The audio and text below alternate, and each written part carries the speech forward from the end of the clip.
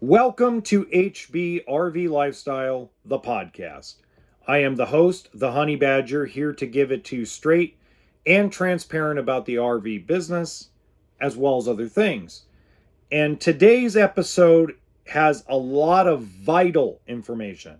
I'm not going to use the word important. This is vital.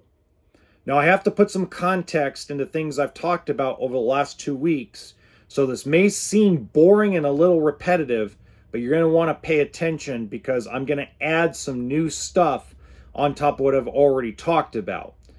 And the other reason why I'm going to go over some things back and forth is because if you're a new viewer, you're not going to understand unless I put the context into it. So first off, I want to make sure that I give a disclaimer. And this is me going to sound like a jerk, okay?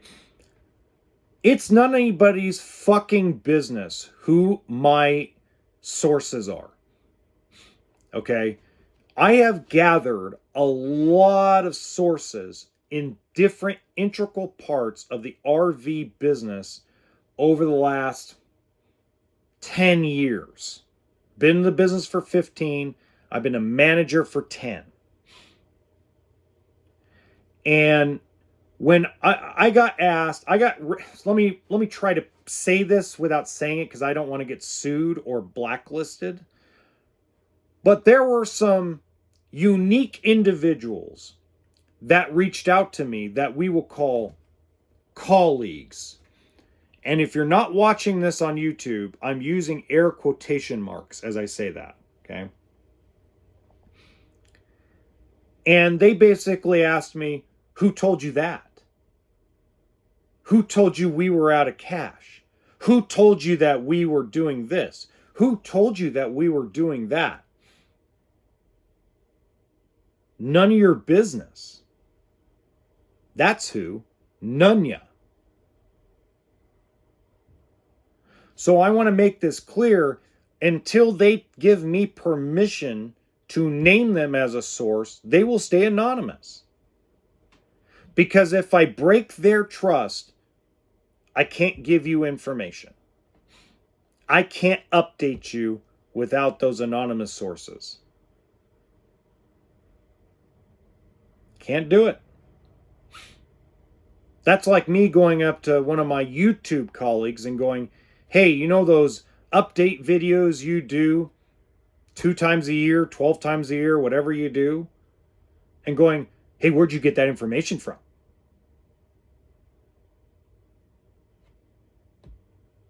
That'd be rude, right? Just saying, okay? Now, one of the things I really want to talk about tonight is I have an update on the Grand Design RV we'll call it now the investigation of the Honey Badger. So if you don't know, I actually got almost 100 emails of people who are not Grand Design owners or who are Grand Design owners that gave me a direction they'd like to see me go, which is try to gather as much information about what year, which brand of Grand Design fifth wheel, and which model numbers are having the most issues by gathering the information.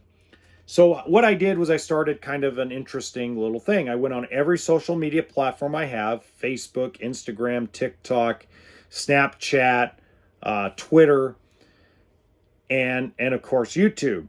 And what I did was I sent out a video and then I made a post on the Grand Design owner groups on Facebook, 6 of them specifically.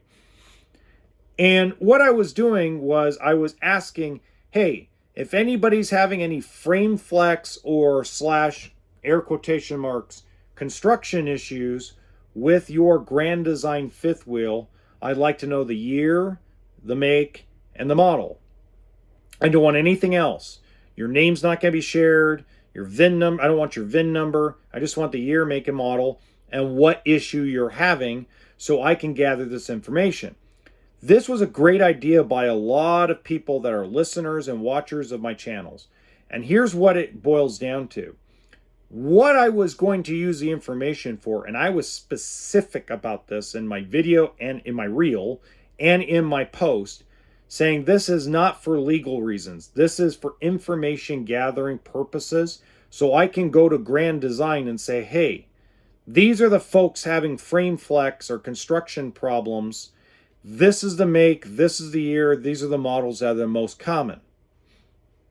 Now you would think, with all the bad press they're getting on YouTube with full-timers that are having major problems, especially with momentum and solitude, and a couple of reflections here and there, you would think they would love to have that information. Well, apparently somebody thinks that's not important. I don't know who it is. I can give you theories. I can give you speculation. But my Snapchat video was removed today because of bullying. My TikTok, my Instagram, and my Facebook were all hit with charges of bullying. So they muted or removed my reels that I did this video on. I also watched all of my Facebook posts that I put in the groups disappear within 15 minutes. Removed. And now I've been banned from 5 of them.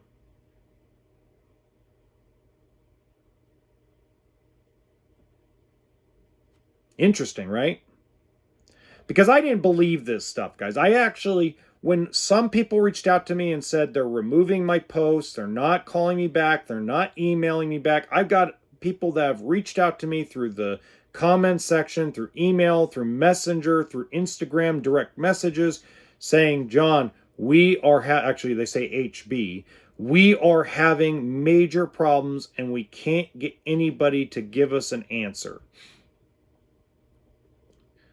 We go on the Facebook groups, they remove our post. We go and put it on Instagram, they remove our post. We go to the dealer and they say they have to go through Grand Design and see what they want to do about it. I didn't believe that stuff because I take stuff with a grain of salt. I believe part of it, maybe you offended the community guidelines, I don't know. And then I had it happen to me, and now I'm a believer. Now it's kind of hard. Like, who is removing these posts? Who is tagging these? There are rumors. There are rumors that Grand Design hired a team to hound social media to have all these type of posts about frame flex or construction problems removed off social media. That's a rumor. There's rumors that it's a set of people at Winnebago. There's rumors that, I don't know, that it's a company that was hired by Grand Design to do this. We'll never know. First of all, I'm not big enough and I don't have enough money to hire private investigators to go find out what the truth is. I'm a small-time content creator. I am nothing big. If I had Mr. Beast type of money and Mr. Beast type of following on YouTube and money, probably could, but I'm a small content creator. So I have no idea what the hell's going on. No clue.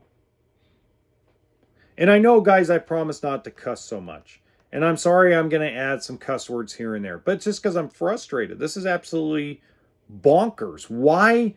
It like raises those hairs on the back of my neck. Like, what do they have to hide? Why couldn't you let my Snapchat go? Why are people scared to respond to my post?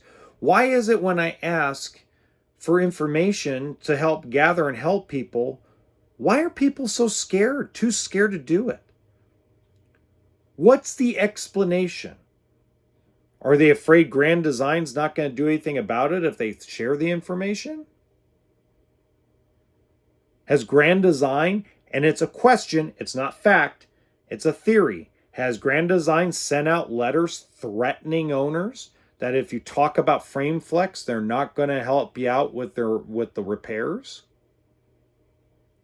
Have they made people sign non-disclosure agreements and gave them cash payments to keep their mouth shut once it's repaired?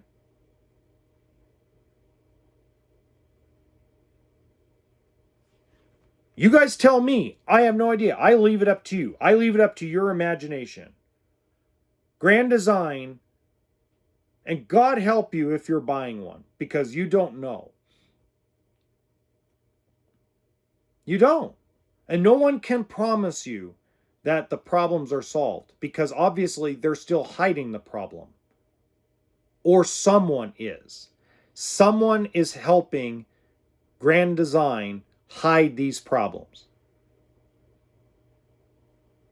I look every day to see for announcements of we are having problems with our frames, and these are the years, makes, and models, and we're going to do this and we're going to do that. Not one public post, unless it's hidden somewhere and I missed it.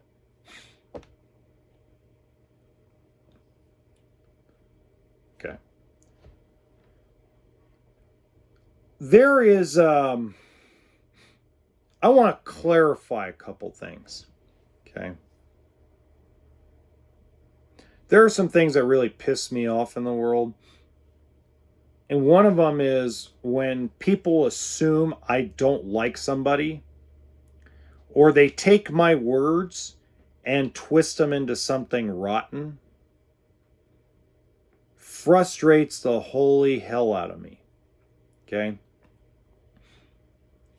So, someone shared a video I did that was for Amazing Liz, or that I mentioned her, or Liz Amazing, or the hell she calls herself. And it was shared that I must hate her and I talk crap about her.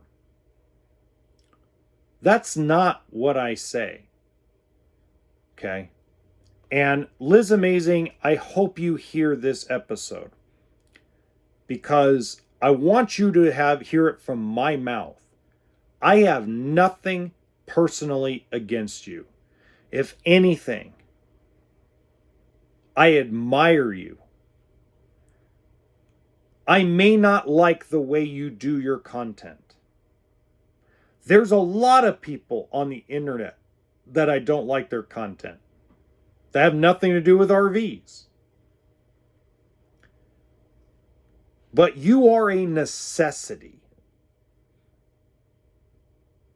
Just because I don't like the way you do things doesn't mean you're not a necessity.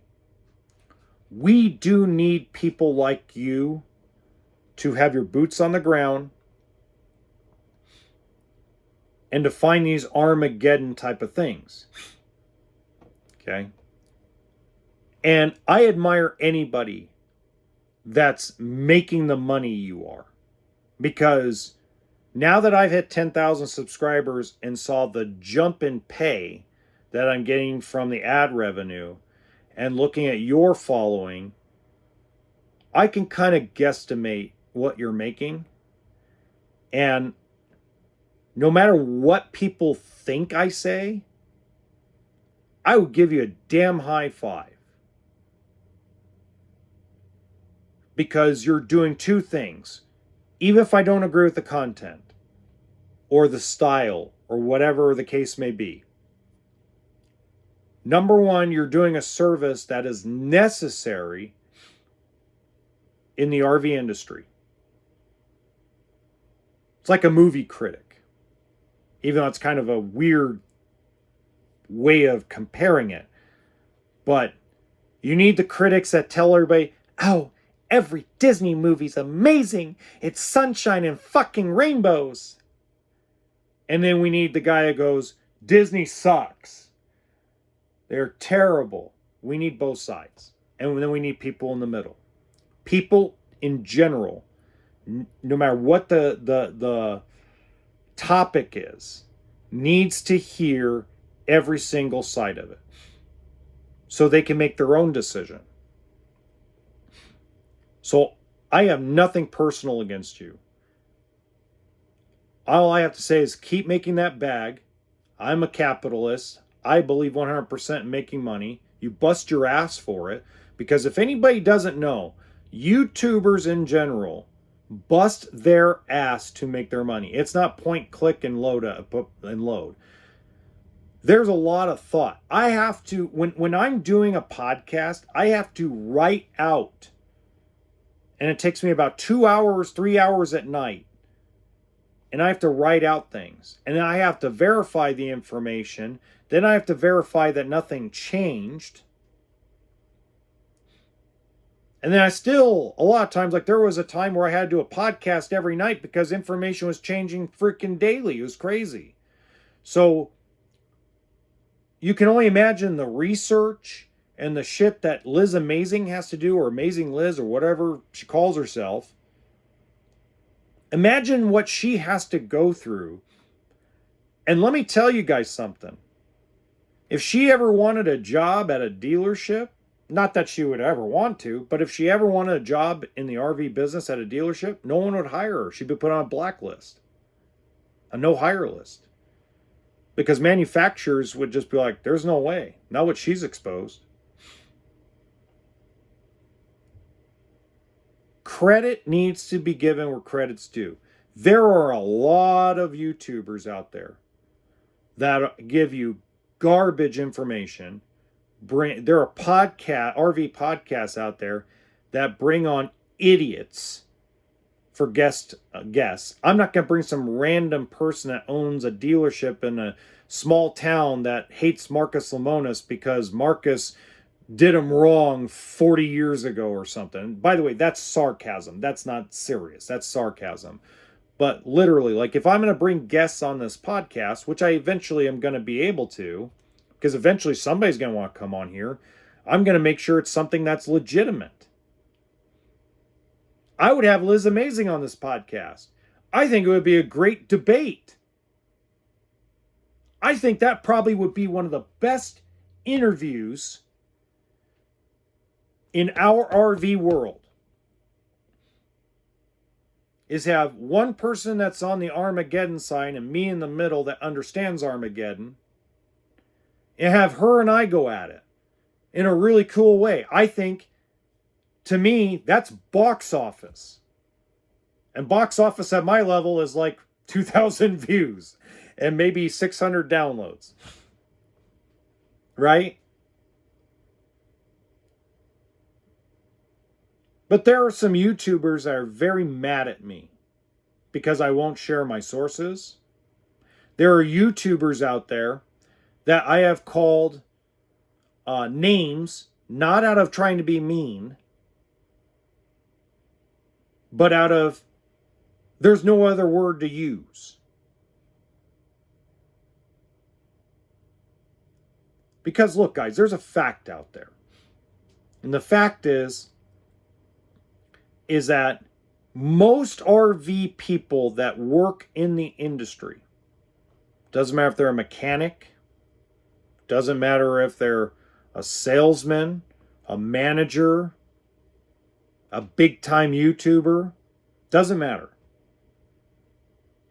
There's a script that a lot of us have to follow. And I hang right on the edge. And I think sometimes I cross over the ledge a little too much, where I know that if I lose my job, probably going to have a tough time finding another one. That's a fact. But it's like, you guys have helped me grow. You, the customers, have helped me grow. You, the listeners, you, the fans, have helped me grow. The main channel, the Spanish channel, the shorts channel, this podcast. You guys have helped this channel grow enough where I feel comfortable that if I get blacklisted, that I could keep it going.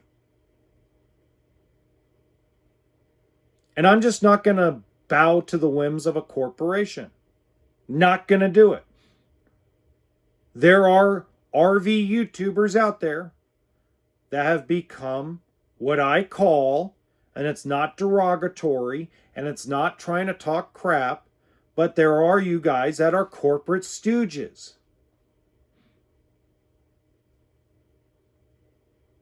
There are about 3 of them that are, their content has changed.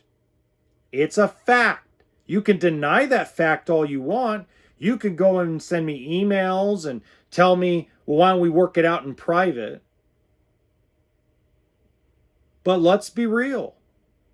Your content has changed. And it's not one of them, it's multiple of them.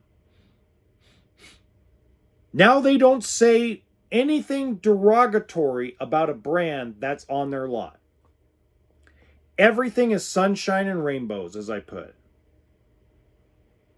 There's no, I don't like this, I don't like that, I wish they would do this, I wish they would do that. That content, that piece of the content, has slowly disappeared, or it's very hard to find. Everything is, I'll give you an example. Entry on every single one. Wow, this travel trailer floor plan that's been built for 15 years, it's amazing because they just came out with it. It's all new because it's a brand new year model.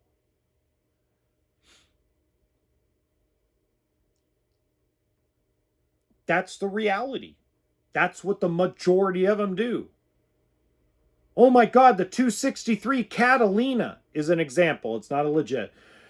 I know the floor plan's been built since 2011, but it's all new and brand new. They made all these changes. Look, the color is different. The graphics are different, but the rest of the fucking thing's the same.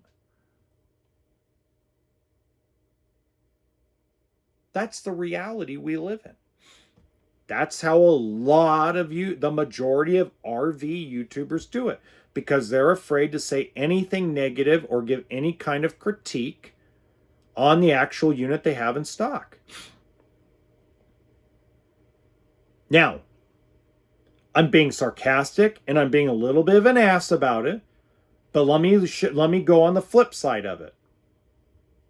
I have some big freaking balls when it comes to how things are done, because I've been critiquing them to their faces, the manufacturers, for 15 years.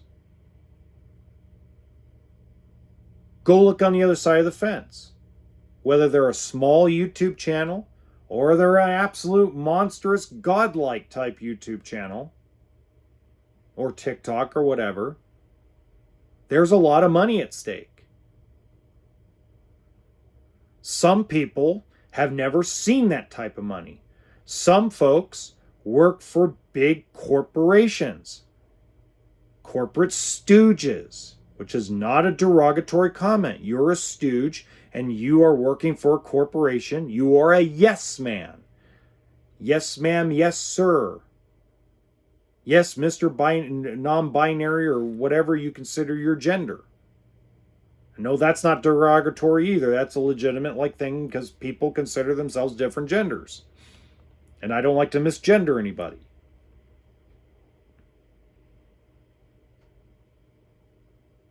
So let me make sure that this is clear.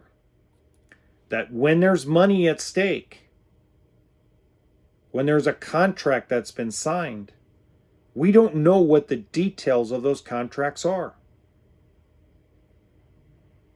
If you work for a big corporation and they have a brand that they have across that's national, and they built a relationship with that brand, whether that content creator agrees or disagrees, they're going to smile and tell you it's the best thing it ever was because they're a salesman. First and foremost, a content creator that works for a big corporation or a big dealership is first and foremost a face of the company, and number 2, a salesperson.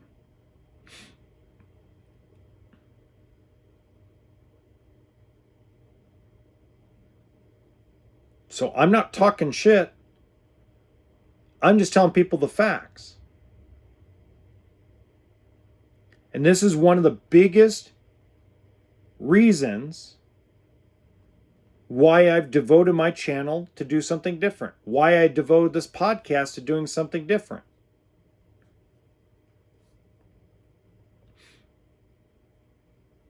This is why if a big company ever came up to me,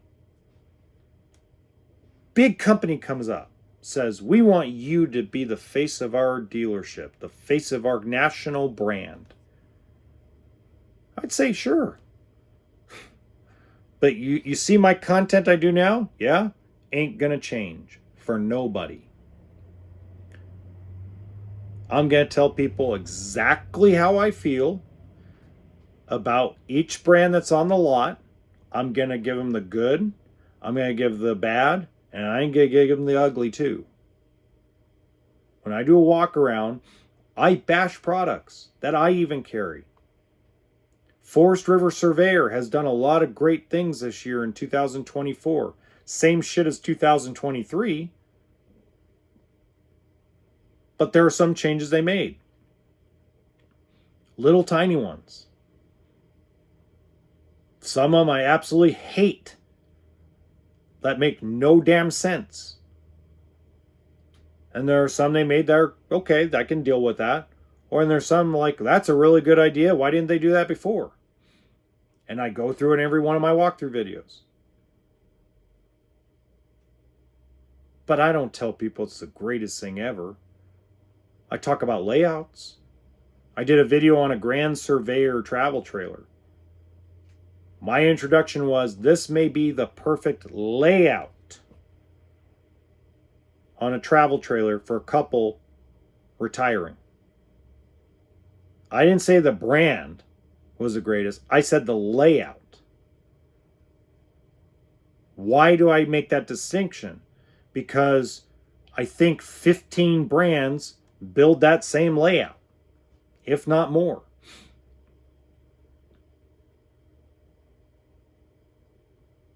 So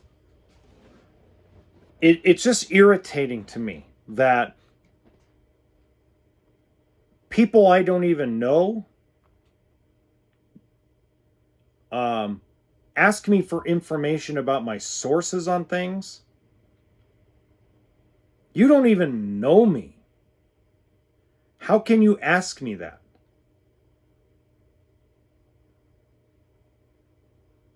I theorize about things all the time.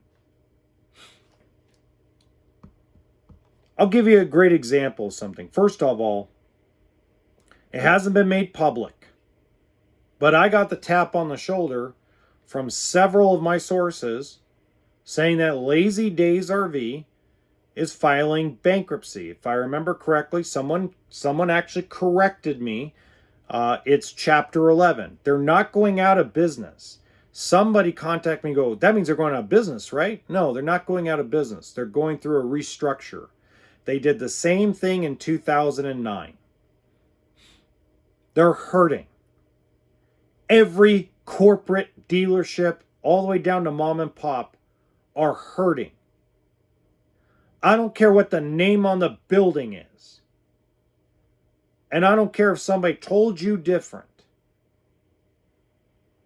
Every single entity on the retail side, the dealership side, is in trouble. Because the manufacturers, as I've said several times, are not participating as much as they need to. Some are finally stepping up to the plate, very few. And I can't tell you which brands because that will get me in deep shit. But there are now 3 brands that stepped up to the plate and decided to voluntarily offer dealerships money, deep money, not just 1 or 2% or $250 or $350. This is deep money to sell the aged inventory, and they're asking for 0 orders in return. 3 brands. How many brands are being sold right now across the United States and Canada? 56? Could be wrong about that. I'm doing that one off the top of my head. If I remember right, it's 56 brands. 3?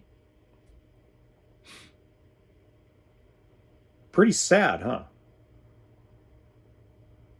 Okay. Last half of the show, I'm going to talk about Brinkley a little bit because there's a lot of folks out there curious about what my perspective on Brinkley is. I've gotten a lot of emails and comments in the last 4 days. I got a couple of direct messages. I got a couple of reach outs through Instagram and Facebook asking for my opinion about Brinkley. So I'm going to give you the same answers I gave people about Alliance when Alliance first came out. Okay. I don't know what my opinion is right now. If it's true that it's the same guys that started Grand Design, and with everything going on with Grand Design now, makes me a little hesitant to give it 2 thumbs up. Because number one, I don't get to go pick it apart. Okay. I'm going to attempt to do a walkthrough and review of a Brinkley fifth wheel sometime either at the end of this month in February of 2024 or beginning of March 2024. And that word is attempt, because I'm too known amongst the Southern California dealerships, and I'm pretty well known in Nevada dealerships. So I got to find somebody that has it, that is either willing to let me come and pick through it, but I don't know if they would let me. Because, again, I don't know how far Brinkley wants to take it. Brinkley has had nothing but good press.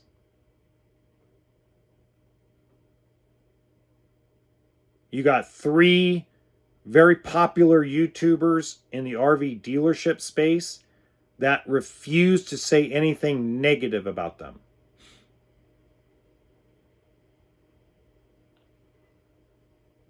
So I have to take a lot of it with a grain of salt. The only way I'm going to know and have a real big opinion is if I actually go and get to touch and feel one.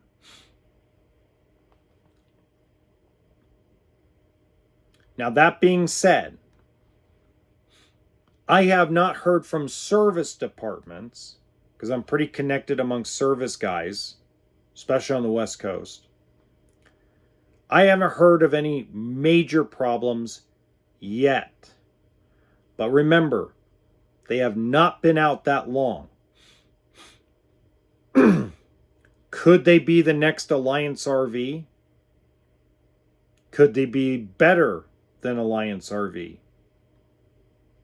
Could they be the next Outdoors RV or Northwestern Manufacturing?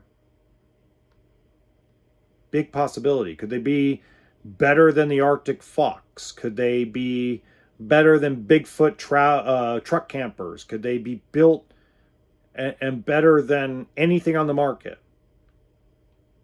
It's possible. I just don't know yet. When will I know? I'll post it kind of when. I won't say in the video, but I'll put it out like on the community posts on all the channels. God, I'm sorry about the sniffling today. My God, either you're getting really sick or my allergies are just killing me. So look, I'm a fan of Alliance. I wish I could sell it here at the dealership here in Nevada. I'm a big fan of the Paradigm and the Valor. I know the guy that runs it. His name's Coley Brady. I knew him back when he was with Heartland. Way back in the day when Bighorn and Landmark and Big Country were probably the best built fifth wheels in the market for like 5 years straight. They were built like freaking tanks.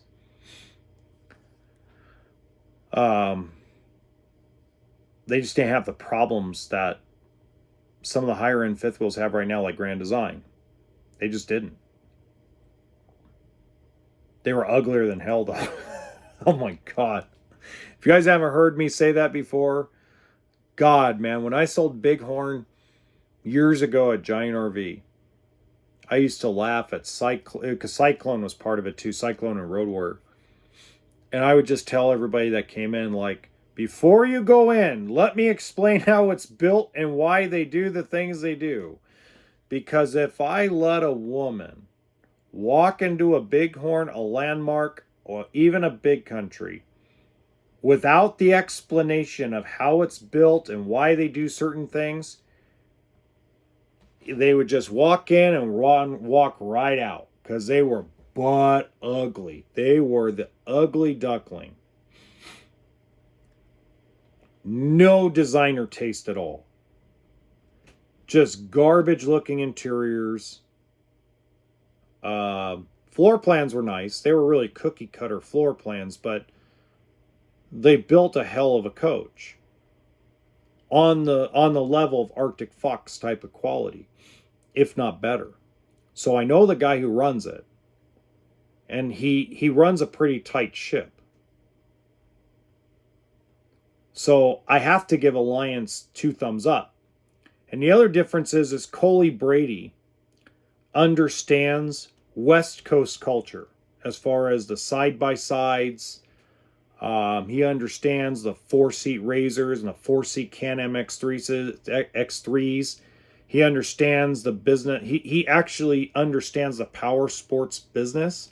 So if you look, he's always up until few years ago, he was always the first guy to stretch his garage an extra 6 inches or an extra foot. So I can only imagine that the Valor, he's been keeping up with, like, the new Pro R. I haven't caught up with Alliance in a while because I don't get to film it as often because I'm not a rep anymore, and nor will I ever be a rep again. That was something I got asked the other day. I got asked, do you think you'll ever be a wholesale rep on the factory side again? I go, after what I've said on podcasts and after what I've said on my RV channel, hell no, they'll never hire me. I guarantee you I'm on the no hire list at several big corporations in this business, and I'm probably on the no hire list for the factory side. Like I said, if I ever lose this job, it's going to be tough for me to find another one. Is the juice worth the squeeze? You guys are making it worth it. I'm telling you that much. You guys have...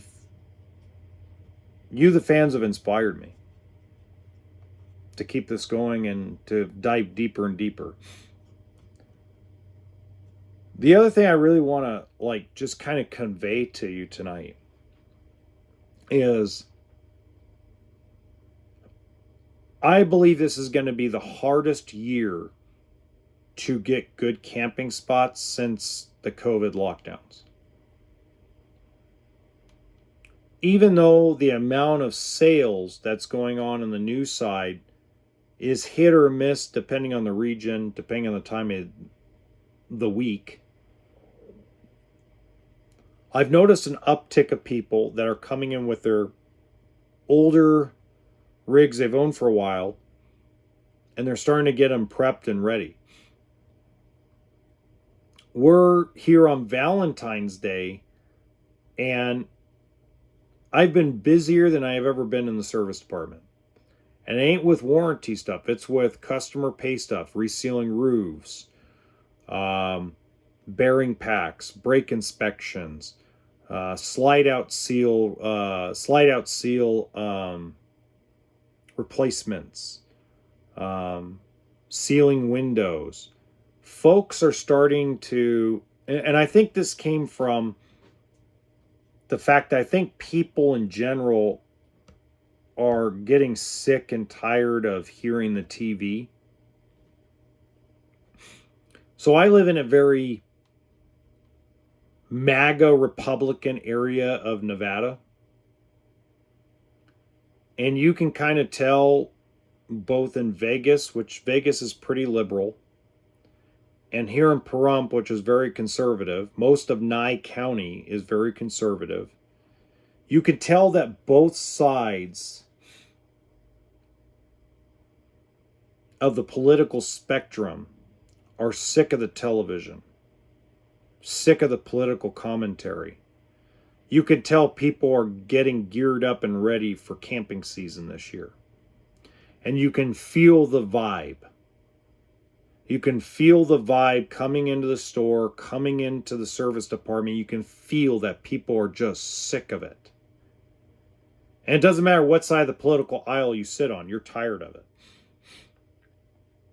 And so they're getting their campers ready.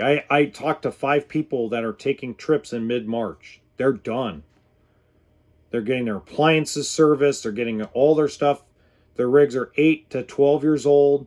They're getting them ready. They're getting them set. They're going to use them for this year.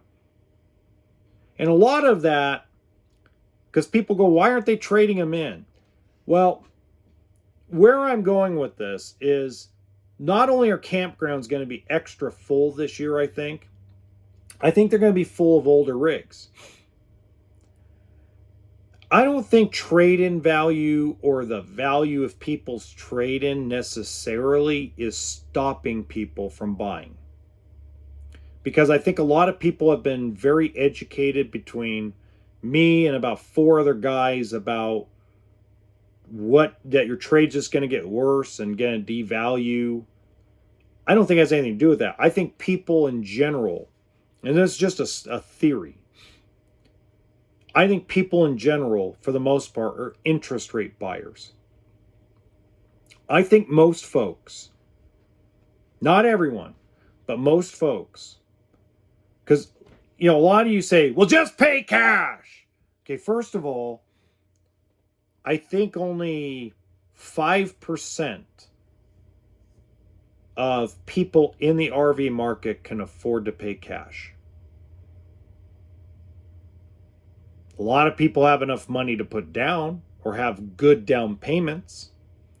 But if I remember right, the statistic is still 83% of RV and boat purchases are financed. So let's just round down and say 8 out of 10 people that buy an RV can't afford to pay cash, but they either have a lot of cash down or they can finance it. Which, by the way, for you cash buyers, love that you're a cash buyer, but it doesn't affect a dealership. I've had plenty of discussions about that. Paying cash is a dumb idea for any depreciating asset. Car, boat, RV, it's dumb. And that comes from the new school thought of what debt really is, and what we weren't taught in school. But that being said, I think that 8 out of 10 people, probably half of them are interest rate buyers. And what I mean by that is, my theory is no matter how much I've told people that you'll pay more if you wait for rates to go down, you'll pay more as a purchase price. I think most people are willing to pay more money for an RV, a car, a house, a boat, if the interest rate was a lot lower.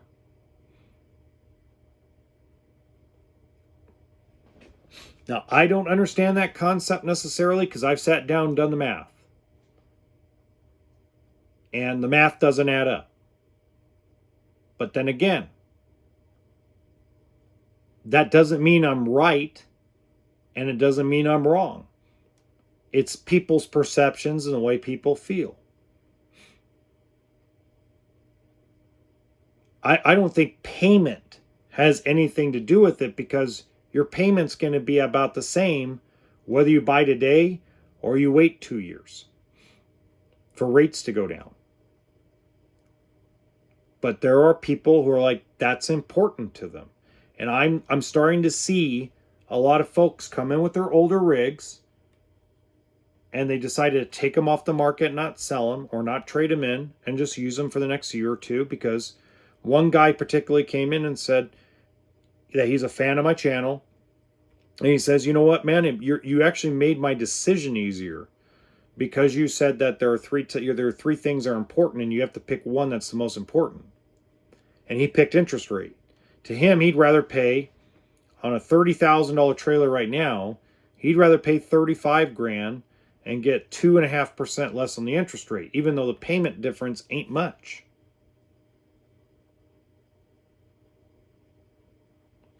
But to him, it's more important that the interest rate is lower. Does that make him an idiot? No. That means that you have your priority, right? You know, the other thing I really want to point out to you guys, and this comes from the bottom of my heart. This is not to slap anybody or get anybody mad at me or anything like that. So please take it as it is, as information. Don't tell people money doesn't matter. When you tell me, oh, money's not an object, in my mind, it's like, tell me you're broke without telling me you're broke. Okay. If money wasn't an object, why do you care what the price of something is?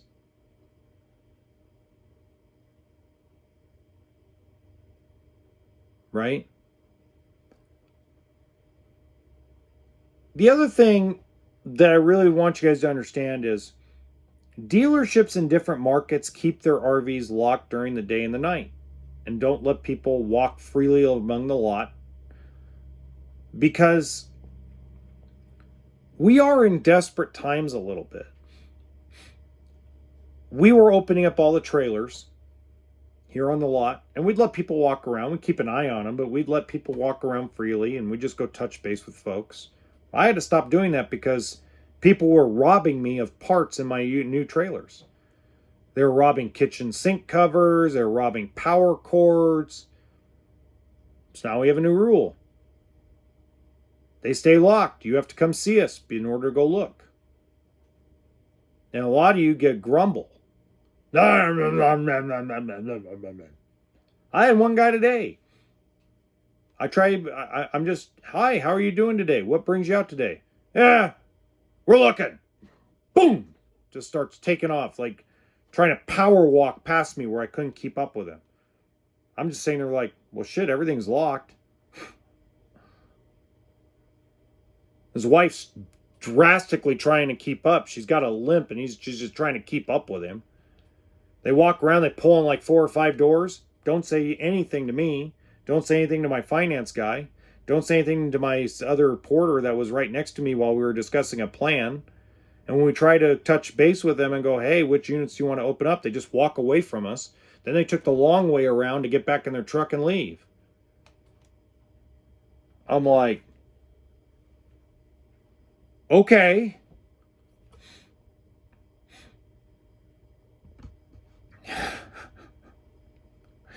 Don't be rude. Here's the interesting part about the whole thing, and this is my philosophy on things. If you're going to be rude, going to a place of business, that employee has no choice but to either take it, ignore you, or confront you and get fired. The great news about you being polite and nice and actually like convey what you want to accomplish on that visit. If the dealership is rude and nasty, you get to just walk out and go to the next one. That's the reality. I can't leave you a bad review for you being a nasty person to me.